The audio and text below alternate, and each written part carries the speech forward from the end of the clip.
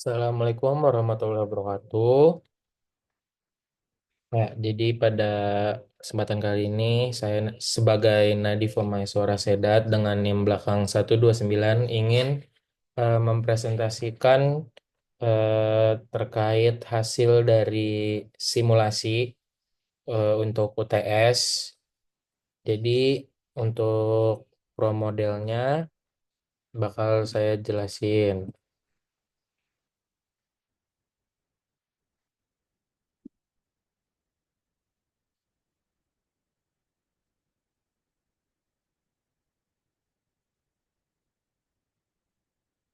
Ya, jadi di sini ada tampilan dari pro modelnya.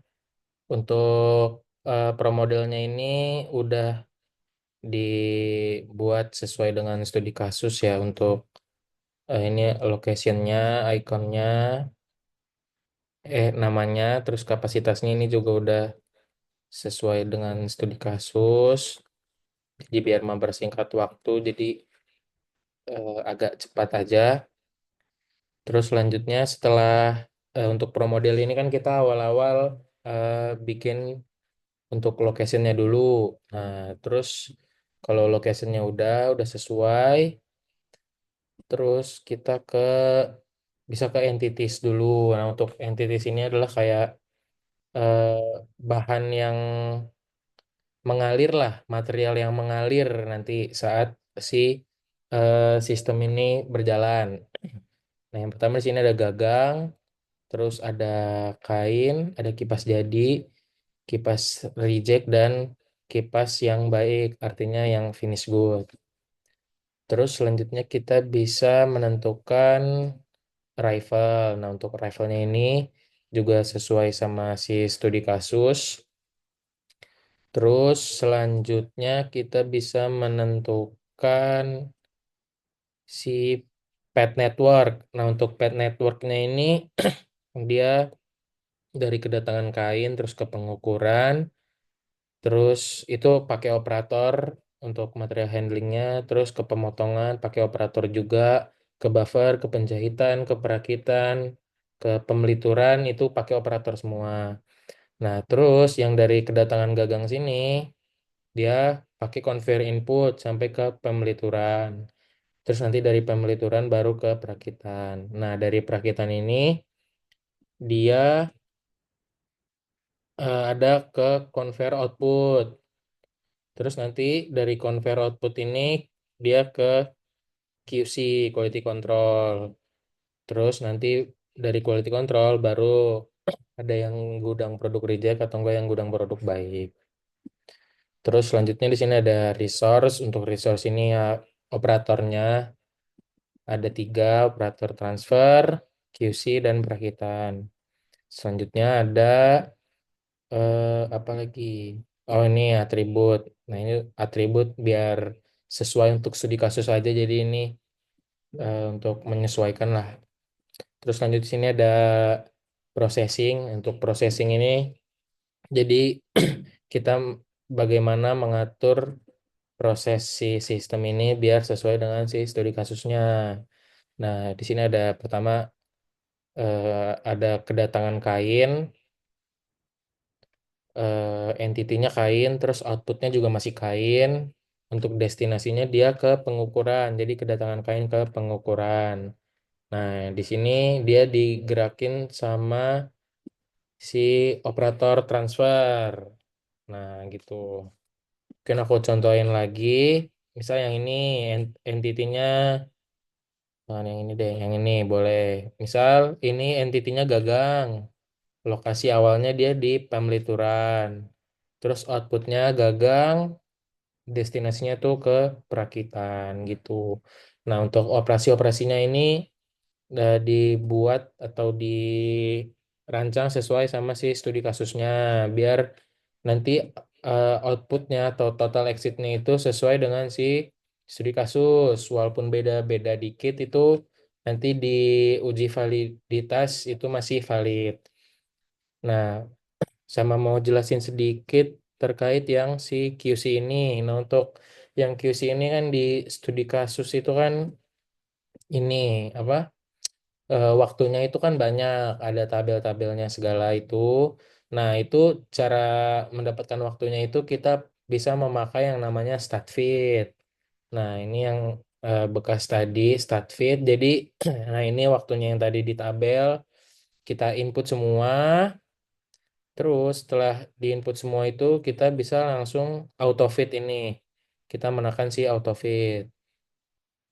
Nah, setelah menekan autofit, nanti bakal keluar kayak gini. Nah, di sini kita lihat acceptance-nya itu di mana. Misal ini yang di atas. Terus kita lihat nih di kiri distribusinya apa? Oh, log normal. Berarti untuk yang waktu quality control ini dia tuh berdistribusi log normal. Nah, terus gimana itu cara dapetin waktunya? Nah, jadi kita bisa utilities terus ke distribution viewer. Nah, nanti tuh tampilannya bakal kayak gini. Distribution viewer. Nah, terus ini minimumnya kita minimum mu sama sigmanya itu kita samain sama yang di autofit tadi. Jadi di sini kan ada 0, minimumnya 0. Terus mu-nya itu adalah ada 0,0456 minus minus 0,0456 terus yang sigmanya itu kita isi 0,303 terus didapetin satu untuk minnya sama standar deviasinya itu ada 0,31. Nah, makanya di sini itu ada angkanya itu 1 sama 0,31. Nah, mungkin selanjutnya bakal langsung di running aja untuk mempersingkat waktu. Nah, untuk runningnya ini mau jelasin sedikit. Jadi untuk operator transfer itu kan ada dua ya. Nah, untuk yang operator pertama itu dia 4 jam pertama, terus dilanjutin sama si operator kedua. Nah, makanya ini di sini operator pertama ini masih diem karena emang belum belum kerja gitu. Jadi nanti dia tuh kerjanya saya setting itu di jam 1. Jadi ini untuk operator pertama itu jam 8 sampai jam 12, terus dilanjutin sama operator kedua dari jam 1. Nah, ini mungkin kita cepetin. Nanti pas sudah mau jam 1 bakal aku lambatin.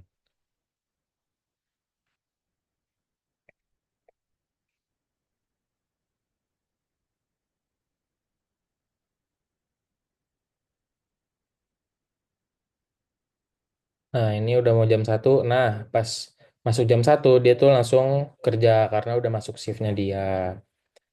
Nah, di sini bisa dicepetin running sampai 30.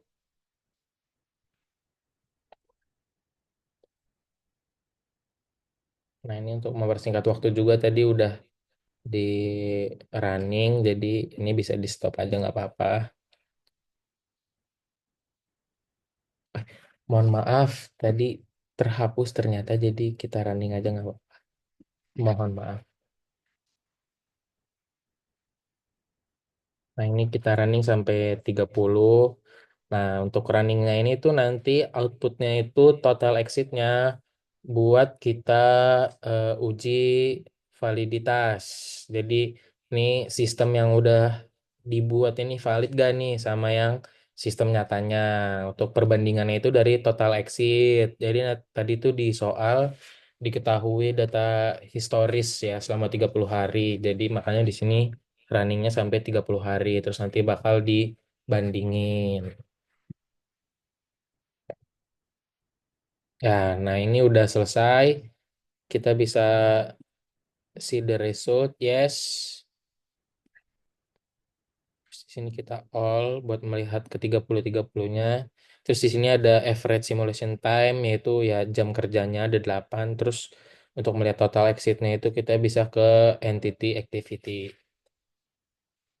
Nah, untuk total exit-nya si gagang ini ada 0, kain 0, kipas jadi 0. Karena nanti output-nya itu kan yang kipas reject ataupun kipas baik.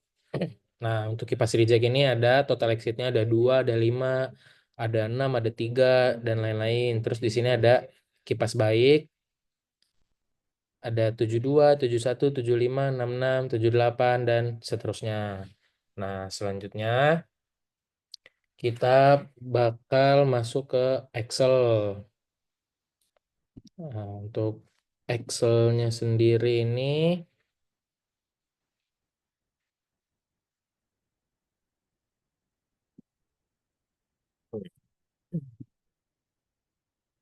nah, jadi yang pertama-tama tuh kita uji validitas dulu. Nah, ini ada uji validitas. Mohon maaf ya kalau agak ngalangin. Nah, jadi di sini ada data pro model yang tadi nih, 2 5 5 6 3. Nah, terus ini ada yang kipas baik, 72 71 75 dan lain dan seterusnya. Terus untuk data outputnya itu kan berarti kan ya reject sama baik. Nah, itu kita tambahin aja. Jadi di sini tuh udah ada rumusnya yang reject plus sama baik. Jadi hasilnya 74 terus sampai hari ke 30. Kalau udah baru kita bisa melakukan uji. Nah, uji yang saya pakai ini ada uji t-test sama f-test.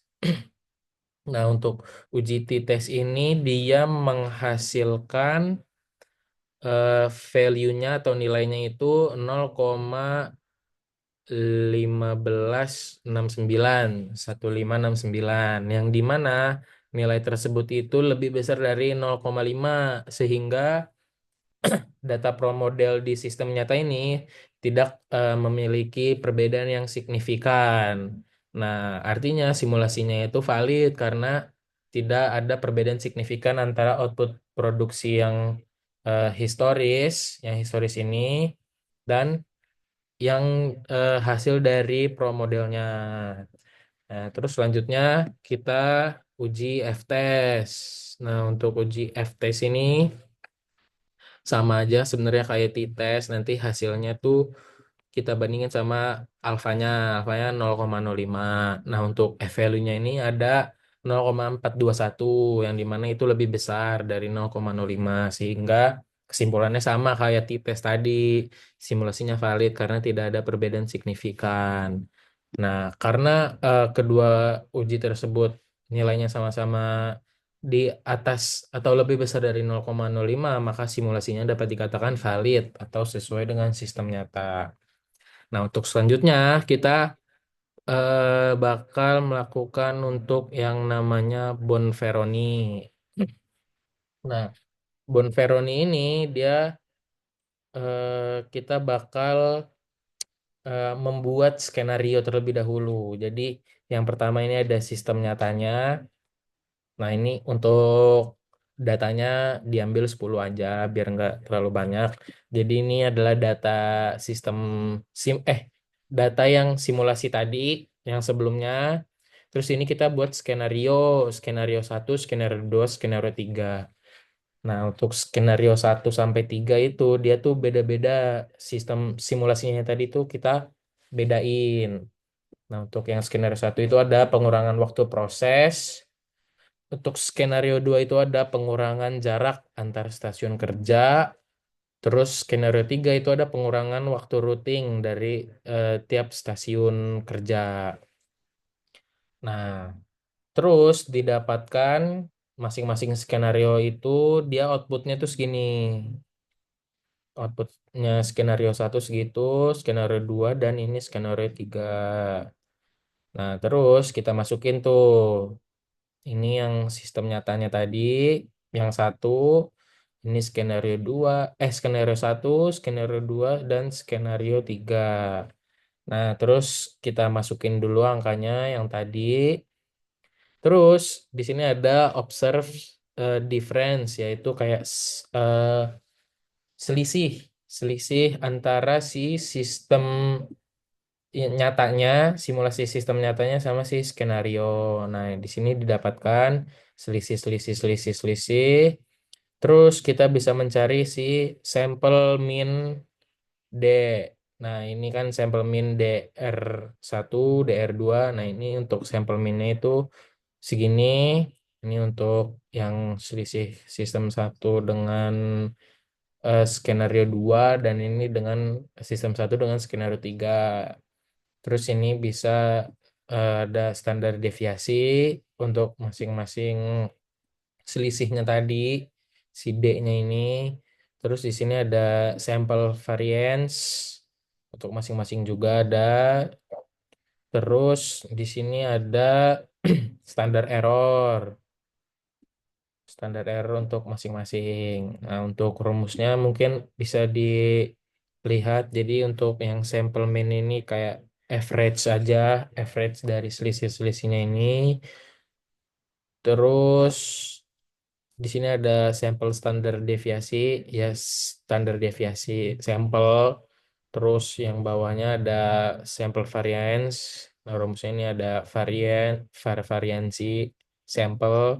Di sini ada standar error. Standar error tuh si sampel standar deviasinya dibagi sama akar si ininya R-nya ini. R-nya kan 10, jadi pakainya 10.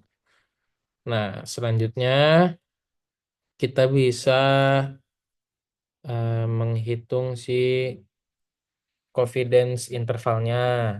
Nah, untuk perbandingannya ini kan tadi kan udah ada ini sistem apa nyata dengan skenario satu, sistem nyata dengan skenario 2 dan 3. Sistem nyata. Ya, ini sama aja sistem satu dengan 2, satu dengan 3 dan satu dengan 4 biar gampang gitu. Terus selanjutnya di sini ada tabel untuk menghitung confidence intervalnya. Nah, di sini udah tertera. Ini untuk C-nya 3, alfanya 0,05. Terus ini si apa? C-nya dibagi sama alfanya dibagi sama C, terus bawahnya ini, nah bisa dilihat aja rumusnya. Terus masuk ke confidence interval. Nah, di sini untuk rumusnya itu sampel min D dikurangin sama yang ini pada kursor saya, terus dikali sama si standar error. Nah, kalau yang di sini tuh dia dikurang semuanya, ini tiga-tiganya dikurang, terus yang kanan ini dia ditambah. Nah, terus kesimpulannya yang ini tidak ada perbedaan signifikan karena berdasarkan yang tadi saya lihat di video Google Drive yang dikirimkan oleh Ibu Yuli. Jadi kalau di sininya minus, terus di sininya plus, nah itu dia tidak ada perbedaan signifikan. Nah, jadi ini sama. Terus yang ini minus sama minus, jadinya dia sistem satunya tuh lebih baik daripada sistem 3. Ya, mungkin sekian video dari saya, kurang lebihnya mohon maaf. Eh, Wabillahi taufik wal hidayah. Wassalamualaikum warahmatullahi wabarakatuh. Terima kasih.